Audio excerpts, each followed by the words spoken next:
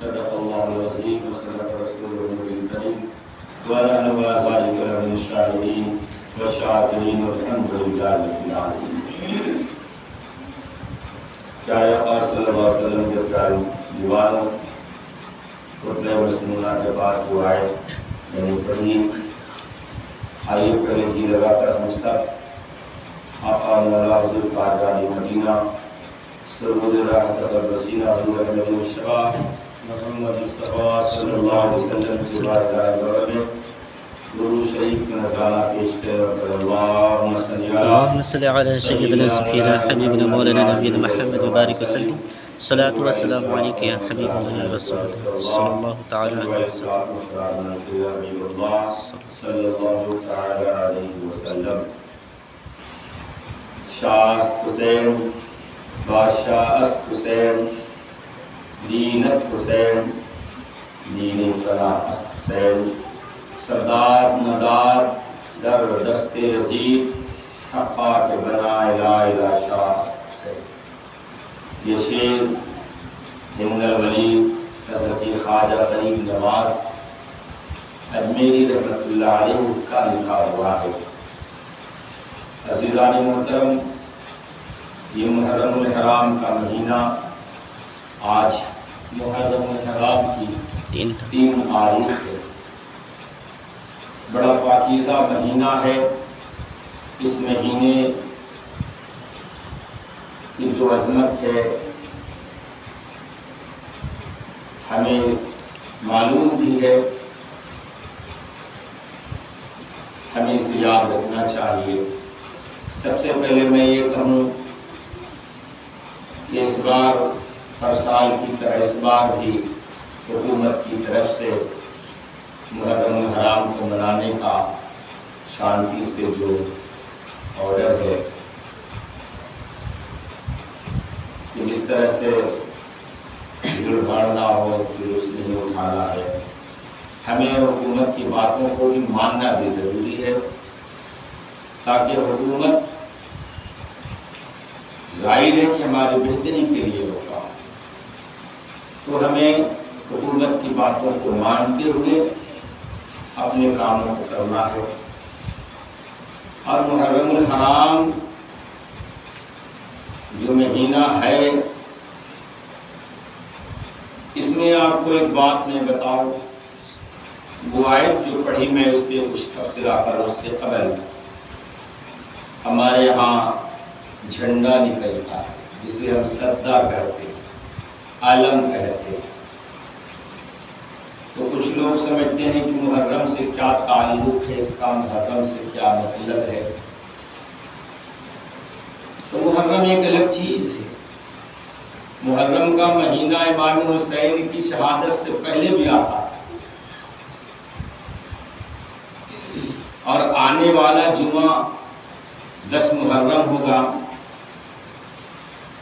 یاد رکھیں کہ قیامت کا دن بھی جو ہوگا وہ 10 محرم ہی کا ہوگا اور جمعہ ہی کا دن ہوگا. ہمیں عبرت حاصل کرنے کی ضرورت ہے، نصیحت حاصل کرنے کی ضرورت ہے. امام حسین نے جو کربلا میں کیا اس سے سبق حاصل کرنے کی ضرورت ہے. سب سے پہلے میں آپ کو یہ بتا دوں، حضرت ابراہیم ادہم رضی اللہ عنہ نے جب سلطنت ترک کر کے نم پوشی شروع کی، عبادت و ریاضت اختیار کی، اور ان کی فضل و کمال کا دور دور شہرا ہوا، تو بہت سے درویش اور اولیاء ان سے ملاقات کے لیے آتے تھے. بعض اوقات ان کے پاس روٹی کا ایک ٹکڑا بھی نہ ہوتا تھا جو درویشوں کی نظر کریں. انہوں نے یہ حال حضرت فضیل بن عیاض سے بیان کیا تو انہوں نے بتایا کہ ہر ہفتہ میں ایک بار زمین کو گردش دی جائے اور جو کچھ غیب سے حاصل ہو وہ ظاہر و مسافروں کے لیے محفوظ رکھا جائے. یہ زمین کا مسئلہ تھا، اس پہ میں انشاءاللہ کبھی بات کروں گا. علم پہ بات کر لیا جائے. علم ملک تجرید میں سلوک کا جھنڈا ہے. علم رسول اللہ کی سنت ہے اور مجاہدین اسلام کا شعار ہے.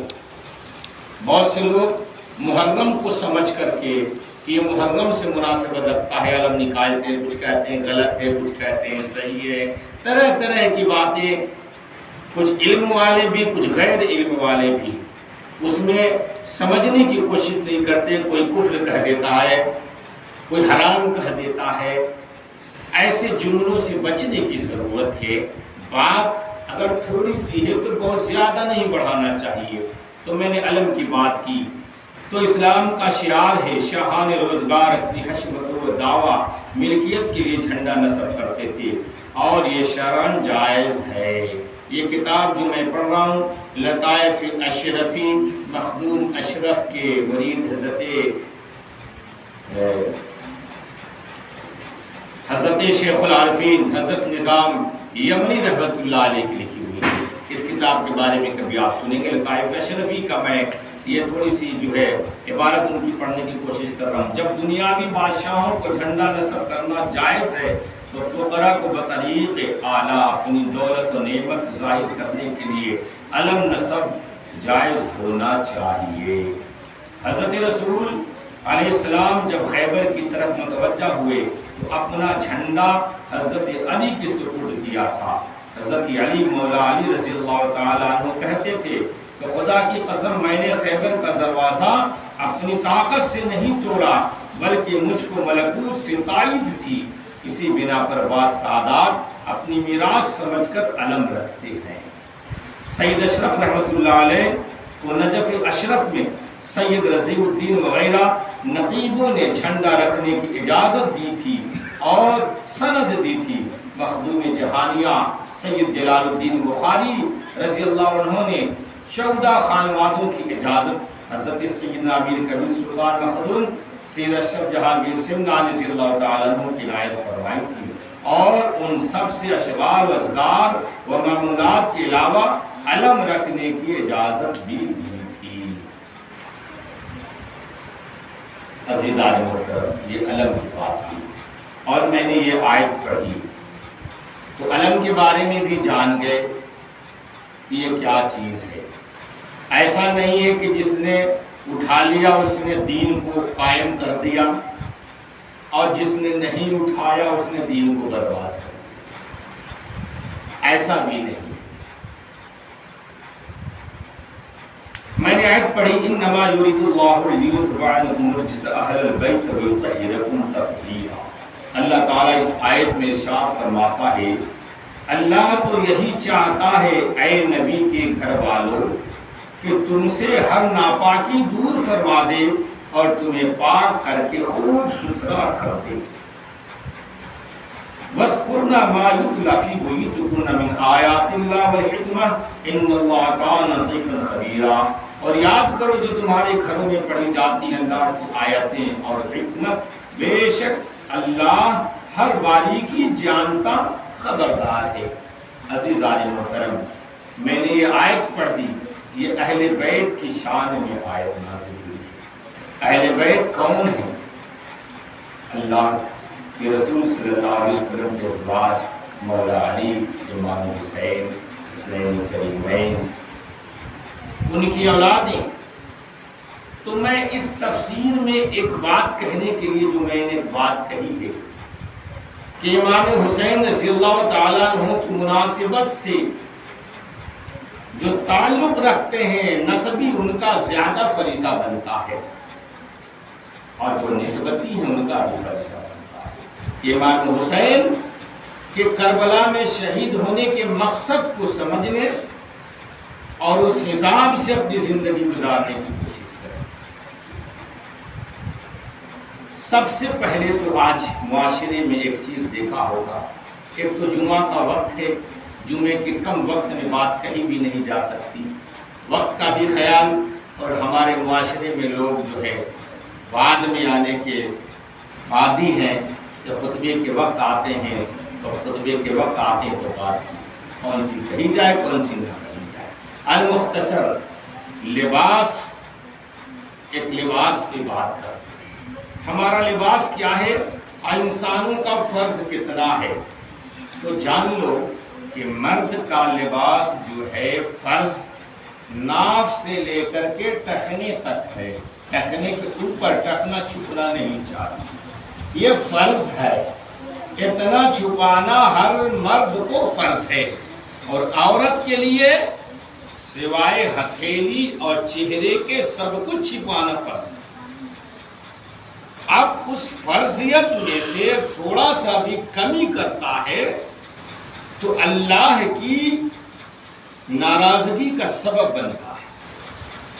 آج ہمارے معاشرے میں دیکھ لیجیے، بڑے بڑے پڑھے لکھے لوگ ہاف پینٹ پہن کر کے چل رہے ہیں، گھر میں پہن کر کے چل رہے ہیں۔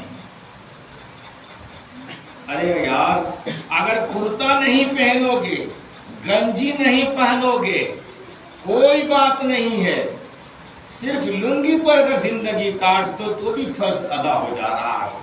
سنت مستحب یہاں تک پہننا، یہ سنت ہے رسول کی، ہمارے بزرگوں کی، صالحین کی، اتنا نہیں ادا کرتے تو کم سے کم خدا کا حکم جہاں تک ہے وہ فرضیت تو ادا کرو۔ معاشرے میں پڑھے لکھے لوگ سمجھتے ہیں کہ ہم بڑے وی آئی پی ہو گئے، ہاف پینٹ پہن کر کے۔ ہمارے بزرگان دین فرماتے ہیں واللہ عالم الثواب، یہ خبر مجھے بزرگوں سے ملی، اپنے اکابر سے، امام عشق و محبت اعلیٰ حضرت کے دم بھرنے والے، مسلک اعلیٰ حضرت زندہ باد زندہ باد زندہ باد کا نعرہ لگاتے، بات مانتے نہیں۔ اعلیٰ حضرت کے جب جنازے کو غسل دیا جا رہا تھا تو غسالے سے یعنی غسل دینے والے کے ہاتھوں سے لگا اور آپ کی لنگی سرک گئی، جو یہ ٹھہونا جسے بولتے ہیں نظر آنے لگا۔ تو آپ وصال کے بعد بھی، اسی لیے تو قرآن کہتا ہے ان اولیاء اللہ لا خوف علیہم ولا هم يحزنون، آپ نے وصال کے بعد بھی اپنا ہاتھ بڑھا کر کے ٹھہونا کو چھپا دیا۔ سبحان اللہ۔